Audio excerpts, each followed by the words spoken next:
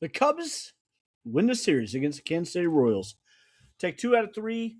That is the 8th road victory, series victory in a row. That's fantastic. Let's keep it rolling.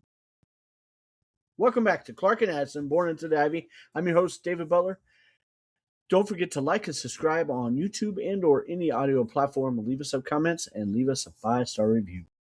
Also, don't forget to follow us on Facebook at Clark and Addison, Born into the Ivy, or on Twitter at dbutler79 and at Born into the Ivy. Awesome. Cubs take 2 out of 3. That's a fantastic thing, right? Kevin Gausman, Clay Holmes, both made their Cubs debut this weekend. Ryan Zephyrdon had another appearance today. I think that was more of the fact that he hadn't pitched. This would have been a 4th day if he didn't pitch today. Going into tomorrow, that's 5 days. That's probably too much. So I was glad to see that he got a little bit of time. Ryan Rollison right now is the only guy who is going to be on 4 days rest or more, I believe. Let me double check that. Yes, Ryan Rollison will be the only guy that is the case now that will have full days rest without any appearance. Because no, Aaron Savali will be on that as well. I apologize. So really, the point of that is the Cubs are in a great spot with the bullpen as they go to Washington. And that is coming out of 17 days in a row. That's pretty damn good, frankly. Bullpen's in a great spot. They all have the day off tomorrow. I don't know if they'll travel in today or if they're traveling tomorrow. But fantastic. Clay Holmes, the debut did not go the way we wanted it to. The only thing that was good about that, he had a 78.6% ground ball rate. And generally, with our defense, that's a recipe for success. I would be willing to say if he can get even 60% on the ground on a regular basis, he's going to have a lot of success with the Chicago Cubs. That was just not Jack Caglione, the dude just crushed the ball all day. Didn't matter who was pitching, frankly. He crushed it off Colin Ray, too. So things happen sometimes, right, folks? You got the desired results. There was definitely more hard contact than you wanted with those ground balls and keeping the ball on the ground. And that's not typically going to always be the case. I wouldn't think, going by what you see his history and everything, it was just a blip, and it happens. But we saw the desired ground ball rate. He had a 78.6 ground ball rate in that game and still gave up 4 runs in 4 innings. It was also his first major league start since May 15th. So, and it's with a whole new club, new catcher, all of that. Take all that into consideration. Kevin Gausman, however, though, on Friday, phenomenal. Absolutely phenomenal. In fact, he was my pitcher of the week. We'll talk about that more later on. He gave up more runs than like David Peterson and Shota did, but he looked much better in doing it. So, the Cubs, in the game that they lost, they only scored 3 runs. They're probably not going to win as much when that happens. And again, Clay Holmes had given up 4 in the 4 innings. It happens, folks. We've won 8 whole road series in a row. That's pretty fantastic. Cubs are looking really good. They're 19 games over 500. Matthew Boyd and Kevin Gausman both went 7 innings. That's part of why the bullpen looks in such a great spot right now, which is phenomenal. I think they're going to look even better. I really thought Hobie Milner was going to be available for this series. He was not. That's okay. He pitched today in Indianapolis for Iowa. Went 2 innings of scoreless baseball. We'll talk a little bit more. Well, not much more to talk about that. I would be absolutely floored if he does not join the club in Washington. What that means for somebody, I don't know. If I was going to speculate, I would say Caleb Thielbar or Aaron Savali will come off the roster. I don't know which one. Again, I'm 100% speculating on that. But either way, Hobie Milner is an upgrade over either one, frankly, right? Uh, I would guess Savali if you're going to make me choose, because we really got three long guys. I know Javier Saad is going to succeed no matter what role he is. He's probably going to be a short inning guy.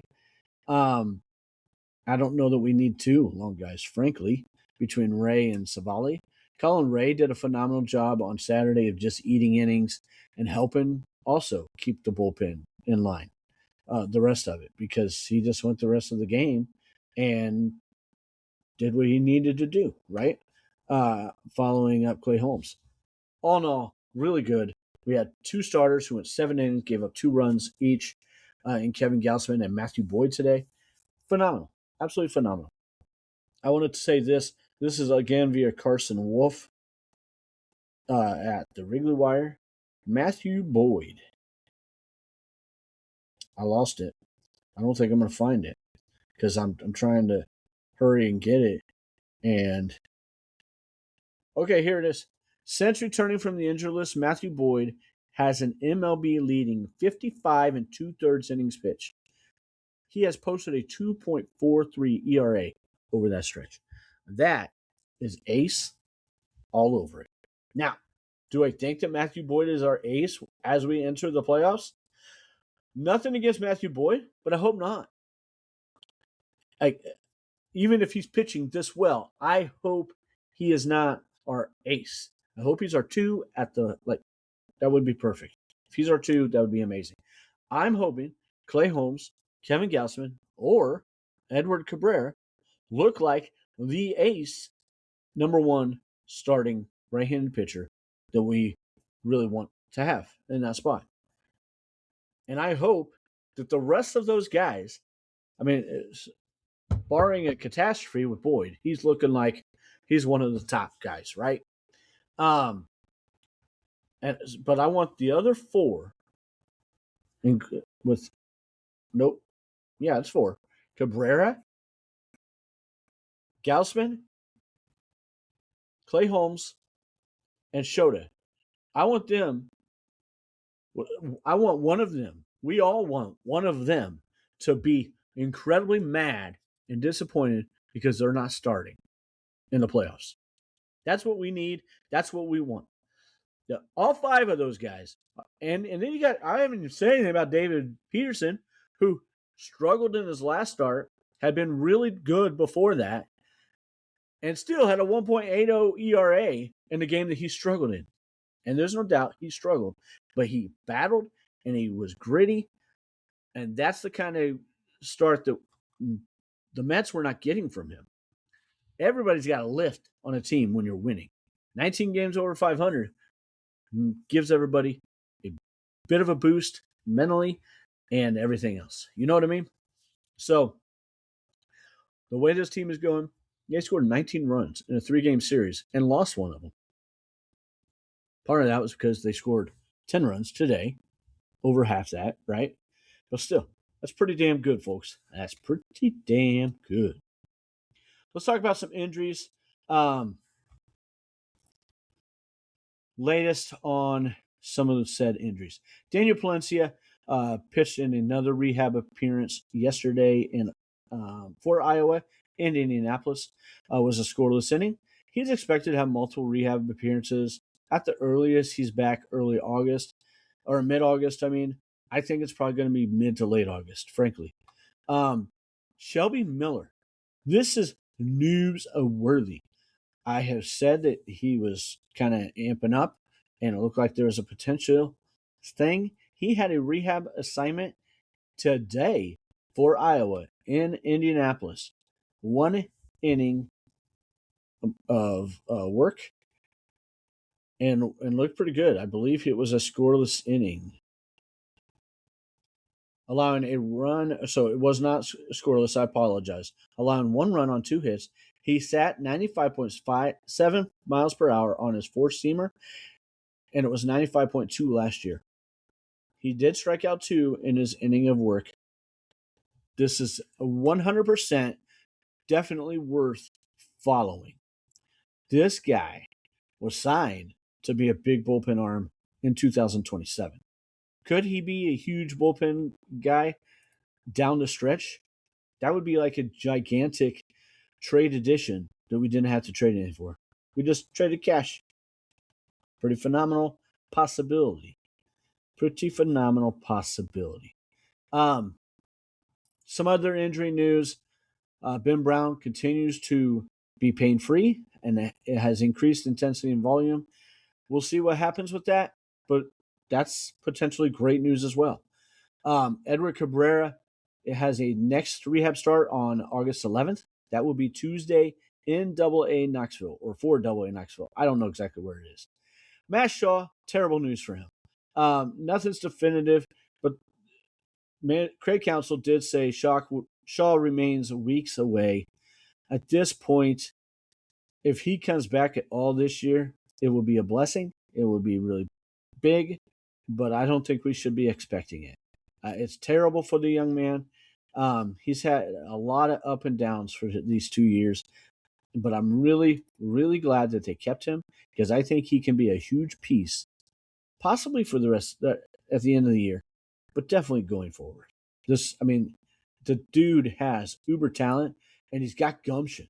Somebody who's willing to go around and learn all these plays or positions defensively, and still, like when he came back after his first stint on the IL and he came back, he was doing much better. We know that this young man can play. He's just got to get healthy again. Justice Steele has reached the bullpen sessions phase of this program. The goal is to get him in game action before the end of the season. If he does return, it will be in a relief role. I continue to believe he will. I think that they are being overly cautious, and I understand why. But at some point, you got to let the guy try. Because it's not fair to, if he's ready, it's not fair to hold him back just because you're scared. Hobie Milner, we did talk about him. 2 scoreless innings today. Great news for him as he continues to progress through his rehab. I'll be shocked if he doesn't come back. So we'll see. There was another guy, but shoot. Give me a second. I apologize, folks. Ethan Roberts also pitched a scoreless inning today. I'm going to guess, given all the arms that we currently have and all the arms that are possibly coming, he's probably not going to come back and be in the bullpen on the Major League roster right away. He'll be a guy that goes back to AAA and will help out there and be a guy that can call up right away if and when needed. But I don't think that is a guy that will be coming up whenever he is officially done. And he may officially be done yet, and I just missed that. Off the IL. That's not a bad thing, folks, because Ethan Roberts did a solid job for us. He's not the guy that we really are hoping for when we really need a big inning, but he does a good job. So, in that middle relief role. With Webb, Zephyr, Trent Thornton, I don't care what people want to say. I know that the peripherals don't look good, but the results do. And sometimes you just take the results and you run, right? I would say Webb, Zephyr, and Hobie Milner are the big 3 until we can get Daniel Palencia and or Shelby Milner in there. I mean, can you imagine a bullpen with Webb, Rollison, Zephyr, Hobie Milner, Daniel Palencia, and Shelby Miller? That sounds absolutely phenomenal. And you got a whole lot of faith and a whole lot of guys in that situation. Go, Cubs, go! Right? All right. Washington Nationals preview on Tuesday. Cubs are off tomorrow. Tuesday, we will have Shota Imanaga, 8-9 with a 3.60 ERA versus right-handed pitcher Jake Irvin, 2-5 with a 5.37. On Wednesday, we got David Peterson, lefty, against Miles Michaelis. Peterson is 6-7 with 5.35 ERA. Michaelis is 3-9 with a 5.89. On Thursday, the rubber match. Kevin Gausman, 6-10 with a 4.29 ERA against Cade Cavalli, 9-5 with a 3.57 ERA. Cade Cavalli is really the only pitcher on this whole freaking team that does well. Now, having said that, they're all going to shut us down, right? Probably not. The Nationals are in fourth place in the NL East and currently have a 59-61 record. They are 4-6 in their last 10 and they are on a 3-game winning streak. Their offense is ranked first overall in Major League Baseball with a 5.36 runs per game average. The Cubs are second with a 5.16. Their ERA is 4.67. Team ERA and 27th in the majors. Cubs, however, are 4.03, 12th in the majors. Their starting staff has a 4.59, 26th in the majors, and the Cubs are 4.20, 14th. Their bullpen is terrible. 4.90 ERA, 27th in the majors. The Cubs have a 3.90, 12th in the majors. So, what all this says is it's going to be a high-scoring series, probably. Frankly, that's what you would bank on. That's what you would gamble on. I'm not trying to tell everybody to gamble. I like to. But the numbers say this is probably going to be a higher scoring game. Part of that is we talked about the fact that the Cubs are really good against left-handed pitching. They are not facing a left-hander in this series. However, they have great numbers against Michaelis. Jake Irvin, they have some good games, but also not great games. So against him, you're going to need a hit because Cubs are the best team against left-handed pitching. Guess who's the second best team against left-handed pitching? The Washington Nationals. So we got two lefties going, Shota and David Peterson. I'm not trying to scare you all. I'm just saying. Expect this to be a higher scoring series. The Cubs offense needs to come through, and they need to win 2 out of 3. I don't care that they're the best team or the second best team against left-handed pitching, and they're the best offensive team, right? That doesn't matter. Cubs should, and I expect, should win 2 out of 3. Anything less than that's a failure, in my opinion. They are a far and away better team than the Nationals, and there should be no reason. Now, they will have trouble with James Wood, who's got a 928 OPS, and the last time the Cubs faced him, they got really lucky against him. They did not have any trouble with him. Don't expect the same thing. CJ Abrams has a 909 OPS, and Dalen Lyle at a 715 OPS. However, Brady House got us pretty good last time. Dalen Lyle has had really good games against us, and you know that there'll be some others that hit lefties well, and that will be an issue at times. It is what it is, right? I did not highlight anybody in their bullpen because I couldn't find anybody to highlight. If that tells you anything. Again, expect this to be a high-scoring game or series. Hopefully, we do what we need to do. The pitching is going to be just good enough, I hope, and think for the Cubs. But there could be some times where we get knocked around a little bit. The offense, for us, just needs to do the same thing at a higher pace, frankly. Players of the week, we got PCA again. Shocker, right? 2 doubles, 0 triple, 2 home runs, 11 runs scored, 7 RBIs, 4 stolen bases, a slash line of 375, 483, 667, and 1149 OPS. Kevin Gausman was indeed my starting pitcher of the week. 1 game, 7 innings, 2.57 ERA. He had an OPS against 512, and Jacob Webb didn't allow a damn hit, walk, anything. 3 innings, 3 games. Boom, lock it down when Jacob Webb comes in. I am not a proponent for a guy like Daniel Palencia to lose his closer's job because he was injured. I'm not. But I can understand the argument for Jacob Webb to stay the closer. However, I do think that Jacob Webb doesn't care where he pitches. He's good with pitching in the 7th. He's good with pitching in the 8th. He doesn't care. He just wants to compete and be a stud. And so I expect that Daniel Palencia will probably at some point become the closer again. And if and when that happens, and we got a guy like Ryan Zefferjon with the heat that he can throw and the stuff that he's got, and a Jacob Webb and a Hobie Milner, and I haven't even said a damn thing about Ryan Rollison. Woo. And if Shelby Miller comes back, this bullpen is a little questionable at times. Unless Jacob Webb comes in. I get that. But we got a whole lot of other guys who are all very capable coming soon. Or some of them are there now. I'm going to feel better about it the longer this goes. And I think you should too. Oh, wrong one. Sorry. Go, Cubs, go! Don't forget to like and subscribe. Leave us a 5-star review. Follow us on Facebook at Clark and Addison Born Into the Ivy, or on Twitter at dbutler79 and at Born Into the Ivy. Again, don't forget to like and follow us on YouTube. And make sure you subscribe and share with any of your friends. Have a great day. Let's go Cubs.